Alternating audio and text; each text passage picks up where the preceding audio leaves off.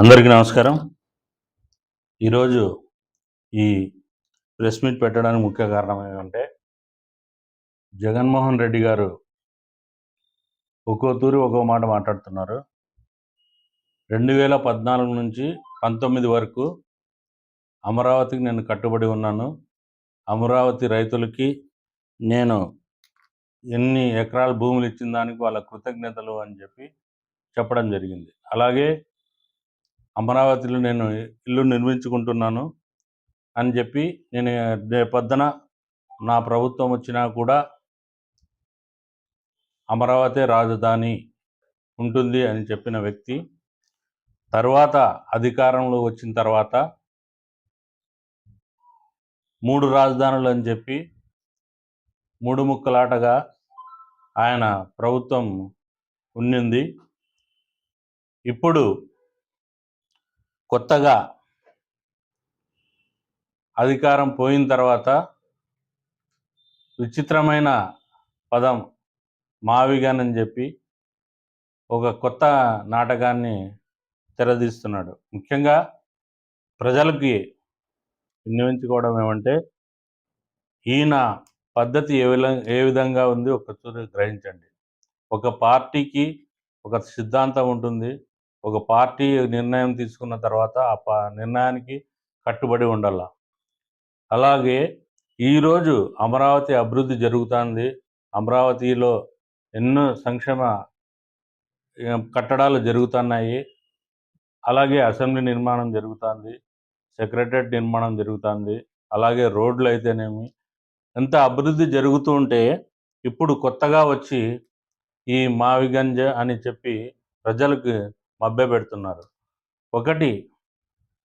ఒక ప్రజలకి ఒక నాయకుడు ఒక మాట ఇస్తే దానికి కట్టుబడి ఉండాలి.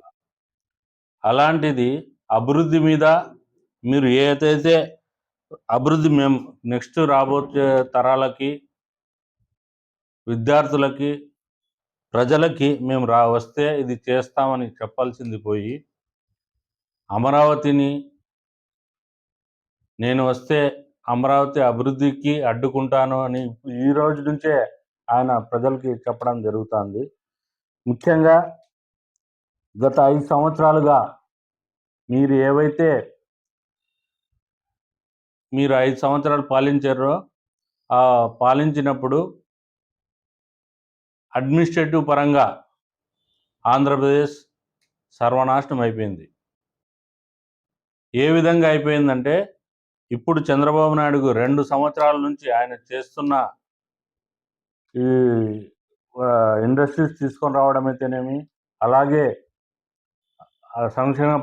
సంక్షేమ కార్యక్రమాలు అయితేనేమి, ఇవన్నీ అందిస్తూ కూడా ఈరోజు ఆంధ్రప్రదేశ్ని అభివృద్ధిని దిశగా తీసుకెళ్తున్నారు. అలాంటిది మీరు ముఖ్యంగా అమరావతి రాజధాని విశిష్టత, అక్కడ ప్రజలందరూ పోయి అక్కడ వెళ్తున్న వాళ్ళందరూ చెప్తున్నారు. మీరు 5 సంవత్సరాలుగా అభివృద్ధి ఏం చేశారు? ఒక డిఎస్సి ఏమైనా ఇచ్చారా? ఈరోజు వేల మందికి డిఎస్సిని విద్యార్థులు ఉత్తీర్ణులైనారు. అలాగే కానిస్టేబుల్ రిక్రూట్మెంట్ చేయడం జరిగింది. ఈరోజు ఆంధ్రప్రదేశ్కి ఎన్నో ఉద్యోగ అవకాశాల కోసం ఇండస్ట్రీస్ రావడం జరుగుతుంది. అలాంటి ఆంధ్రప్రదేశ్ని మీరు 5 ఏళ్ళు మీరు చేసిన పాలన ఏ విధంగా ఉందో ప్రజలందరూ చూశారు. కానీ ఇప్పటికీ కూడా పోటీ పడాలనుకుంటే మీరు ఆంధ్రప్రదేశ్ ఇప్పుడు 2 సంవత్సరాలుగా డిఎస్సి ఎన్ని వేల మందికి ఇచ్చాము, దానికంటే ఎక్కువ ఇస్తామని చెప్పి పోటీ పడండి. లేకపోతే కానిస్టేబుల్కి ఎంతమంది ఉద్యోగాలు కల్పించామో వాళ్ళకంటే ఎక్కువ ఇస్తామని చెప్పి పోటీ పడండి. అభివృద్ధి విషయంలో పోటీ పడండి. అంతేకాని ఎలాంటి ఇది లేకోకుండా, ఒక నిర్దిష్టమైన ప్రణాళిక లేకోకుండా ఆంధ్రప్రదేశ్ ఇప్పుడు జరుగుతున్న అభివృద్ధిని అడ్డుకోవాలనే ఒకే ఒక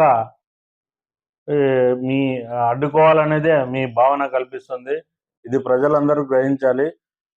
ముఖ్యంగా యువత అయితే ఖచ్చితంగా ఆంధ్రప్రదేశ్కి ఒక గొప్ప ఇండస్ట్రీస్ రాబోతున్నాయి, లక్షలాది మంది ఉద్యోగాల అవకాశాలు కలుగుతున్నాయని అందరూ ప్రజలంతా భావిస్తున్న తరుణంలో మరి కొత్తగా ఈ మాజీ ముఖ్యమంత్రి గారు ఒక అభివృద్ధిని నిరోధక శక్తిగా మారుతున్నారనేది ప్రజలంతా గ్రహించి ఇలాంటి వ్యక్తిని రేపు రాబోయే ఈ లోకల్ బాడీ ఎలక్షన్స్, మున్సిపాలిటీ ఎలక్షన్స్లో కూడా అతనికి తగిన బుద్ధి చెప్పి, అలాగే 2029 ఎలక్షన్లో కూడా గతంలో మీకు 14 సీట్లు ఇచ్చారు, అవి కూడా రావని ఇప్పుడు మీరు ప్రకటనలు చూస్తుంటే మీ సొంత కార్యకర్తలు, మీ సొంత నాయకులు కూడా మీతో పాటు రారనే విషయం కూడా తెలుసుకోవాలని తెలియజేస్తూ, అలాగే ముఖ్యంగా వైసీపీ నాయకులకు కూడా ఒక విన్నపం చేస్తున్నాం. ఒక నాయకుడు ఒక కరెక్ట్గా ఉండి కరెక్ట్ పద్ధతిగా నడుస్తుంటే ఆయన వెంట నడచాలి, కానీ ఇలాంటి రోజుకో మాట మాట్లాడే వ్యక్తిని అది ఇప్పుడు ఒక రాజధాని, అమరావతి రాజధాని అంటే అది గొప్పగా చెప్పుకోవాలి. అది విచిత్రమైన పేరేంటో, అలాంటి పేరు పెట్టడానికి ఆయనకి ఏ విధంగా ఉంటో, ఎంతోమంది స్వాతంత్ర సమరయోధులు ఉన్నారు, వాళ్ళ పేర్లు పెట్టుకోండి. కానీ ఆంధ్రప్రదేశ్కి ఒక విశిష్టత ఉంది, అలాంటి వారు గొప్ప గొప్ప వ్యక్తులు ఉన్నారు, వాళ్ళ పేరు పెట్టుకోండి. కానీ ఇలాంటి పేర్లు పెట్టి మీరు జగన్మోహన్ రెడ్డి ఇంకా ప్రజల దృష్టిలో మీరు ఇంకా పతన స్థాయికి వెళ్ళిపోయారని తెలియజేస్తున్నాను.